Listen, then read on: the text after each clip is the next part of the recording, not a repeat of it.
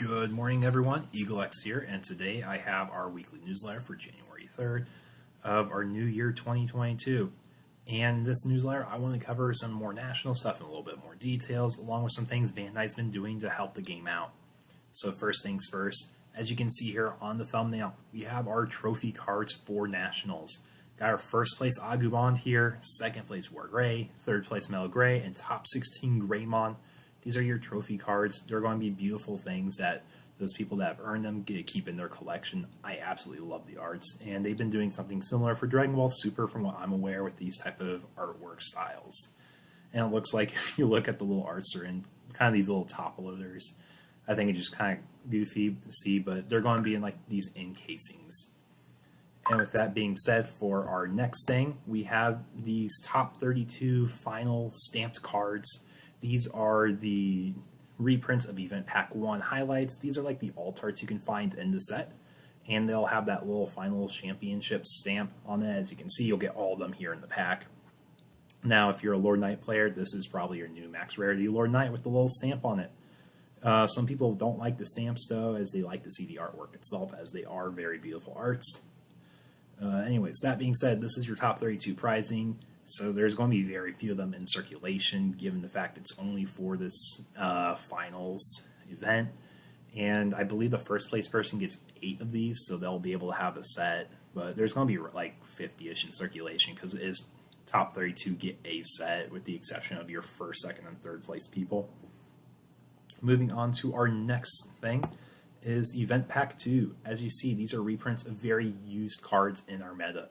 You got some highlights of 6 unique alt arts, being the Beowulf, Bushi, Gogmon, Anubismon, Jesmon, and Hercules Kabuterimon. If I had to pick out 2 arts here personally, I love that Anubismon art, Bushi Agumon art, and the Upamon.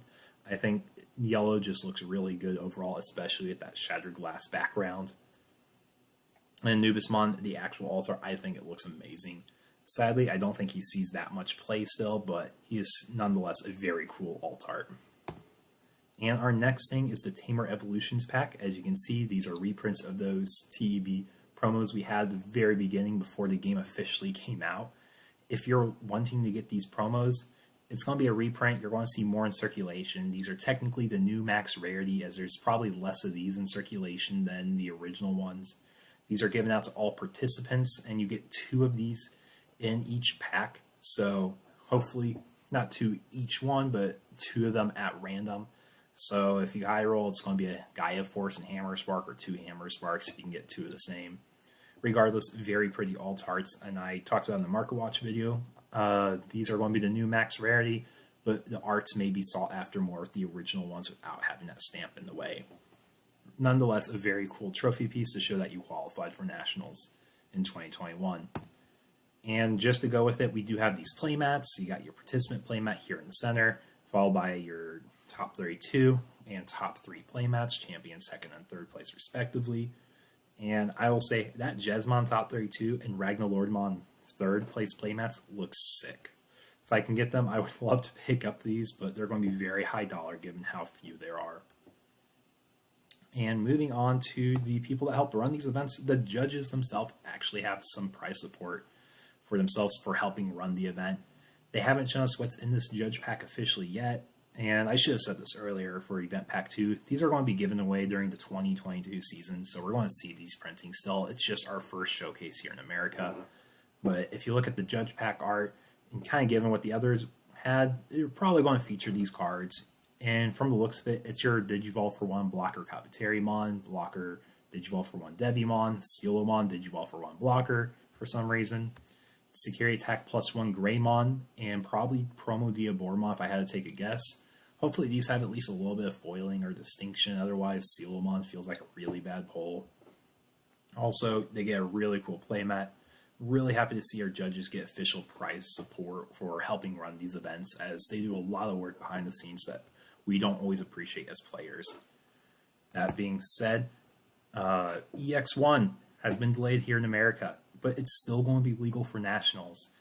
There will be plenty of time before we get to the championships in February, but with it being released at the end of January, people are scrambling to get their singles. They're trying to get their Ice Walls, trying to get their Gabumons and Agumons, And if I can remember, Analog Boys, I think, are the important cards from EX1. So keep your eye out for those gift boxes, as they're the only way to get the cards right now, besides importing them. And I know Bandai's tried to keep everything up to date, but with international delays on shipping, it's kind of hard to get everything here on time. So please keep an eye out. Try to get your copies before they inevitably go up if we have another delay, if they're still legal. Regardless, Classic Collection was delayed, so look out for gift boxes. They're pretty fun to open anyways. You can see what I opened in my gift boxes last week on Wednesday. I'll link that in the description below. And Bandai has announced in Japan's meta, we're going to be having a new restriction in Banlists. If you see the 3 cards on the screen, they're my predictions for cards that are going to get hit. Mega Digimon Fusion has been very abusable with the Susanomon combo, where you can play Mega Digimon Fusion, go over Analog Boy into Susanomon, pop a Digimon, get your 3 checks in for very minimal costs. Ice Wall is a 4 of in blue decks since it's released in EX1 in Japan. It's a great way to stall out your opponent's turn. If you choke them at 1 into your turn playing Ice Wall, they really can't take multiple swings to take game. It has to be 1 through a swing to take the game. And you can't even block it with your memory blocker, since you lose the memory rather than them gaining the memory. And Savior Huck has been that combo piece in Jesmon that they can just keep it safe and raising. It's a really easy condition to proc to get that restand. And with Red doing these big multiple check swings, it doesn't really make sense for them to have an easy way to get those swing and restands. The only way they've been able to do this in the past is through a Blitz Omni or through the 1.0 Omni that swings when attacking and remove a level 6 to restand. And that being said, it's just not something that makes sense to me to have them get these easy swings, restands that can take away games, especially if it's just a Jesmon. With this, you have 2 checks. If you have that Scary Attack +1 Greymon, it becomes 4 checks. If you have a red tie-out, it becomes 6 checks. Now when you go to Blitz Omni, it's going to be for another 2 checks, so 8 checks, because red tie won't proc there, so you can have a maximum of 8 checks in total. And so Savior Huck definitely seems to be one of those pieces that doesn't make sense to me to have in the standard format at a 4-up still. Anyways, moving on.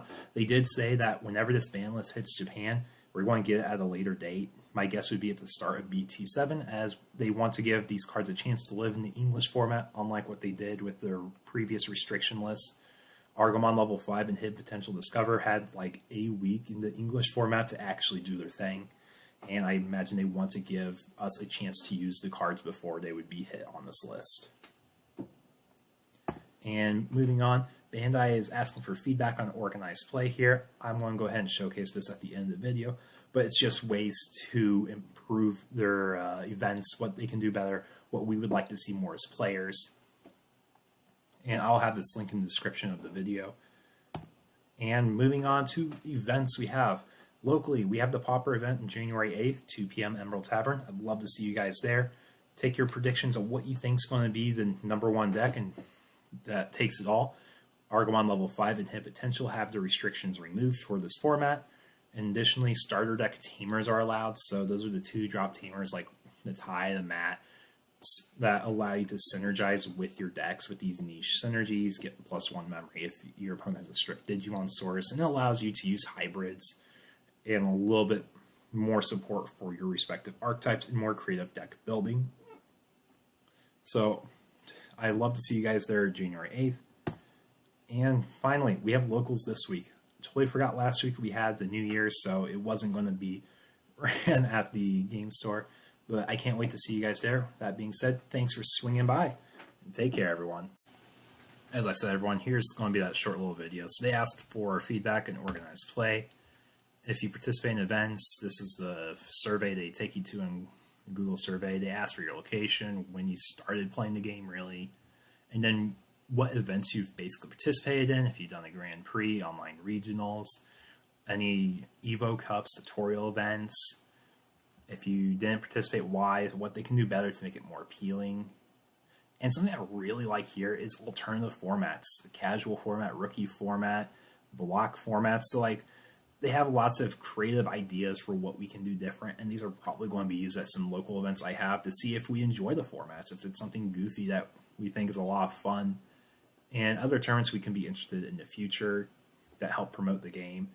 That being said, this is going to be in the description of this video below.